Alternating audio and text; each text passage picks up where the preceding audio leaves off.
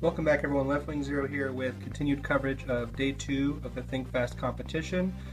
Now showcasing battles 5 and 6 from Day 2. We went into these battles up 3 wins to 1 loss. My opponent opens up with Gorgeist, I open up with Cloister. Normally I open with Shell Smash on Cloister, but I'm fearing the Will-O-Wisp. Gorgeist is going to go with Leech Seed instead of Will-O-Wisp. I just go with Icicle Spear straight off because I just want to get rid of Gorgeist before he has any chance to, or she has any chance to Will-O-Wisp me and hurt my strategy. So I do succeed in fainting Gorgeist without the use of Shell Smash. So I got lucky there, and my opponent's going to bring in second up Pokemon, which is Genghis-Khan. And now I'm afraid of Genghis-Khan with Cloister because either a Fake Out or a Sucker Punch will just ruin my strategy, break my Focus Sash, and then he can go turn around and just return me to death. So he's going to Mega Evolve. I bring out Malamar because I really want to get a superpower onto Genghis-Khan, but I don't have Trick Room up, so I'm going to have to survive this set of attacks plus the next set of attacks. So he goes with a Power Up Punch, which isn't going to do anything to me. But he is at a +2 attack now, so his next turn he's going to go for a Return, which is unfortunately going to be strong enough to one-hit me and faint my Malamar. So I'm going to bring in Cloister again. I know I'm in a bit of a bind, so I have no choice but to try going with Cloister. Goes with a Return, and of course it's going to break my Focus Sash with the 2 hits with Parental Bond. So that's a prime example of why I don't like using Cloister against Genghis-Khan. So I bring in Talonflame, but it's a pretty much lost cause. Talonflame can only KO Genghis-Khan one hit with if it's a critical hit, which doesn't happen too often, so it brings down to 80%. Similar to Garchomp, they're very similar defenses, so he's easily going to KO my Talonflame and win the battle on his side. So there's the first loss of this group of videos. Basically just got not really outplayed, just the wrong Pokemon I brought to the battle to deal with Genghis-Khan. Maybe if I had Trick Room up, I would have been in a lot better shape in that battle. So let's see if we're having any more luck in this battle.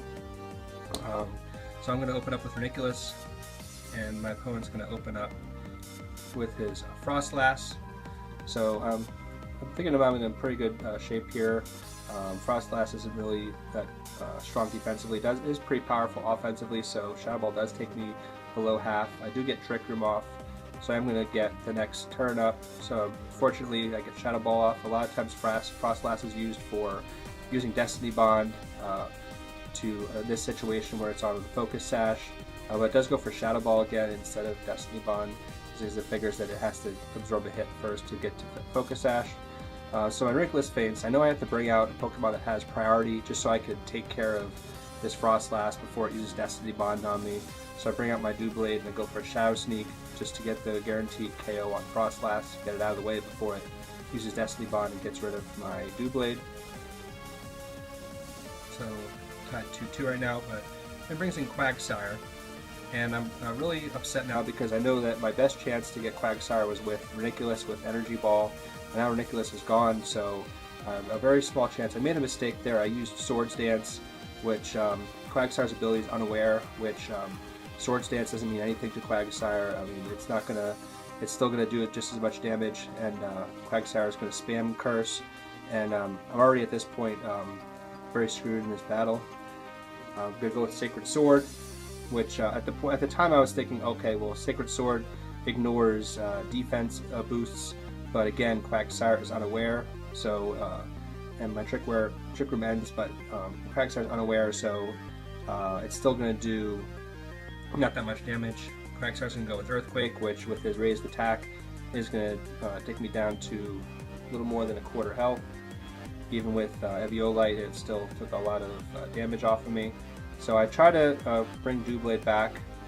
I want to try to do something different, see how much Brave Bird takes off, just to see, just for the fact of looking to see how much Brave Bird can do. Plus I already saw an Earthquake coming, so I wanted to try to avoid attack, get a free Brave Bird off, and just see what it can do.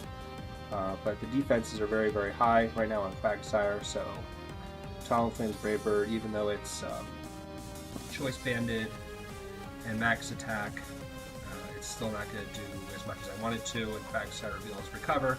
So at this point I know I'm basically lost the battle, because the only way I can win this battle is with a crit, but I'm not going to forfeit, because I never forfeit. I mean, there's always a chance of the opponent's internet connection going out and winning a battle due to lost Wi-Fi, so I keep on battling, even though it's pretty much a lost cause at this point.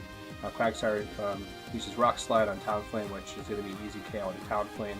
So now it's back to my Doublade again versus his Quagsire, and again, it's still just a lost cause at this point. It's somewhere on day one. I'll just let this battle go, but it's pretty much obvious what's going to happen now.